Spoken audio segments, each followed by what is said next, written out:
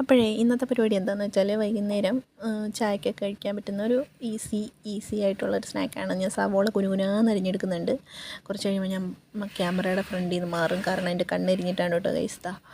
പിന്നെ അതിൻ്റെ ഒപ്പം നമുക്ക് തക്കാളി അരിഞ്ഞെടുക്കാം. തക്കാളിയും കുനുകുനാന്ന് അരിഞ്ഞെടുക്കണം. ഞാൻ അരമുറി തക്കാളി എടുത്തുള്ളൂ കേട്ടോ.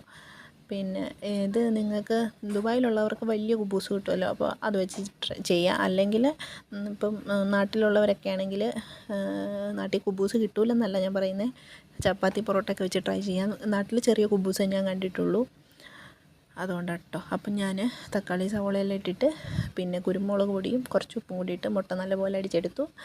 ഇനിയൊന്നുമില്ല, പാനിൽ കുറച്ച് എണ്ണ ഒഴിക്കുക, മുട്ട ഇത് മിക്സ് അത് ഒഴിക്കുക.